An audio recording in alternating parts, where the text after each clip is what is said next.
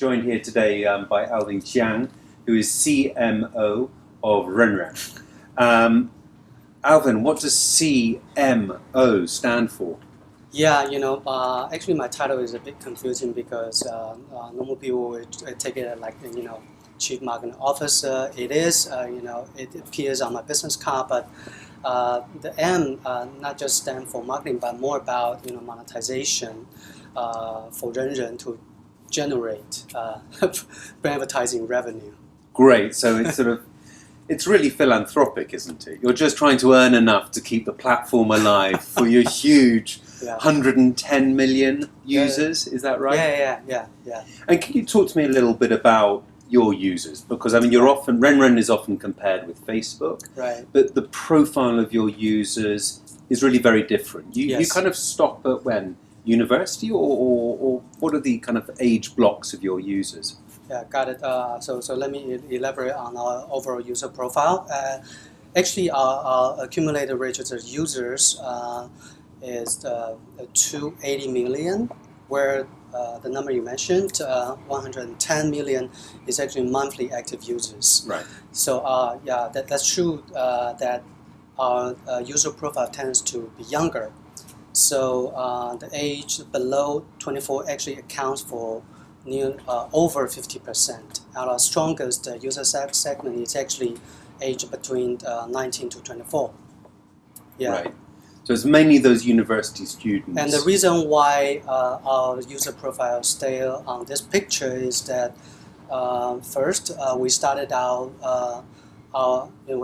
from the first year universities, and then we gradually expanded into high schools. And back in 2011 and 12, we actually tried to capture white-collar users in China, but we really learned a lot and realized that actually the white-collar users are not that user and not that loyal. They can just move from originally from Kaixin and then Weibo and then now to WeChat.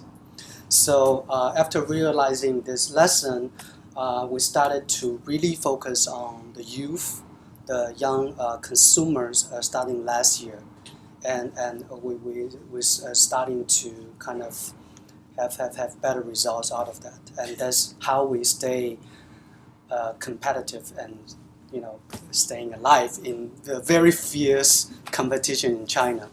And so, do you see most people joining Renren when they're what age? Teenagers, or when they just go to university? Just when they're about to enter the high school and when they're just about to enter university, because we have 90% coverage of these college, university, and high school students. We have this coverage not just online, but we also cover them offline, which means that we are actually having this, big offline campus ambassador troop across all the campuses on site. And can you talk a little bit more about that ambassador troop?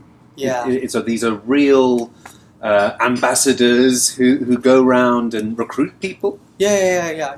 Doing business in China is actually not that easy, right? Many efforts will come in with lots of ad hoc, and even online business we have to be augmented by offline efforts. That's not even true in our social media arena, but also in other many verticals in China. So this huge offline campus ambassador troop started 6 or 7 years ago, before we acquired the asset. And do you pay these ambassadors? We're not really paying these ambassadors, but these ambassadors are really motivated by carrying the name of the Renren ambassador. So it's kind of kudos to them. Yeah, it's a kudos, and it's kind of honor, and they even pass on to their younger schoolmates after they graduate from the school. Yeah, and also we do barter deals with a lot of brands from time to time. So we'll give away these branded goods kind of as an incentive to these campus ambassadors. And you know what?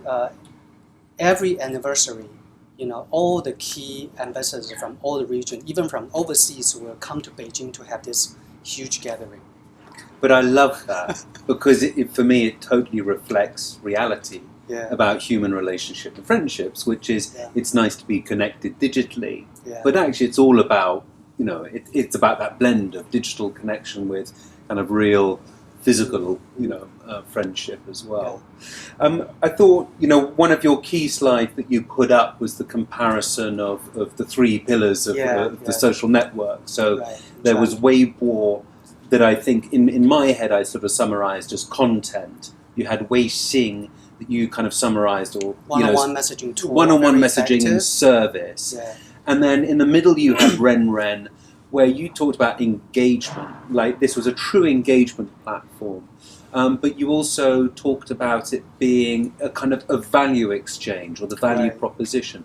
Can you explain a little bit more about what you think Renren's value proposition is to consumers? Right. I'd like to elaborate from two perspectives. The first, we need to look at how the user's demands are. So I would say, Renren really focus on the real name. One on everybody sharing within a very enclosed, trustful environment. Right. Yeah. While Weibo, although they've been trying to add some social elements, but I think their media DNA is still dominance. And according to research done by Stanford University that I managed to see during the Cannes Lions Festival, this research really indicate that the Twitter-like product will becoming more and more media. So that trust element, so within that environment of Renren, that trust and proximity of relationships, real relationships. Trust will be amplified within the real name registration. And that's part of the actual value that your platform has. This is why we've been focusing on real name, although it's not easy to operate in China. Last year, I remember your CEO, Joseph Chen, came. He was here. He was here, and he said the next year is all about mobile. Yes. So can you talk to us a little bit about Renren's mobile story? What have you done in the last year? What's worked and what hasn't worked? Okay. Yeah, we actually started to send this strong trend coming about 3 years ago. Yeah, because we're noticing users are accessing mobile via our website. And we launched the very first version of our mobile app 3 years ago. So we started to send this very strong trend coming up, for the users to shift from PC to mobile. And, about a year and a half ago, we already predicted that the PC will come to a plateau, in 2013. So we actually call ourselves a mobile-centered internet company starting from last year. And you say that 80% of your users access via mobile? Yeah, 80% accessing. But what percentage of your total usage is via mobile? 80%. Oh, it's literally 80% of usage is on mobile. Yeah. Although there's a big proportion of the users who will access Renren from PC and from mobile at the same time. Right. They might use a PC and mobile, on different scenario or on different, times of the day. But accessing Renren via mobile is literally 80% already. And we can predict that the percentage will only go higher. Wow. Okay, so let me finish up with one point.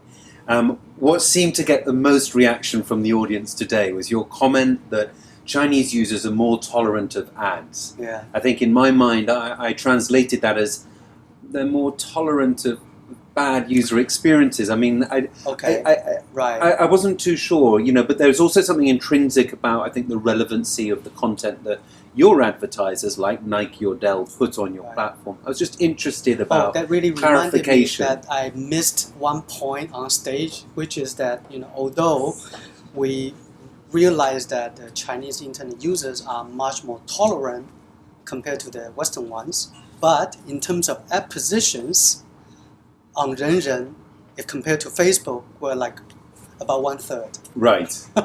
Right. Yeah, so that really gives us a lot of room to try out, because the way we try is that we really want to understand the in-depth of the user behavior, what they can tolerate, because for the very diverse, dynamic app formats I just shown to the audience earlier, most of them are actually initiated by the users. And then just to sort of finish up there, so looking at the tolerance and the kind of creative platform that you can have for brands on Renren, where does mobility come in to you? I mean, is it a big challenge It's a for you? really big challenge. Not And what just sort of to us, areas yeah. are you looking at developing therefore? Yeah, we're not having this mobile banner, but we don't think that's making sense from a user experience perspective. So we're about to remove that. So the only thing we can think about is the feed. More dynamic feed, the feed that comes in more different format that can be embedded with video, or that can take the users to a hosted HTML5 mobile site that users can interact with the brands without leaving Renren, and then trigger news feed. And is mobile still your big focus for next year? Yeah, we have to. We have to. Great. Well, Alvin, thank you very much for joining us. Yeah. Thank you very much for your coming. questions. Thank you.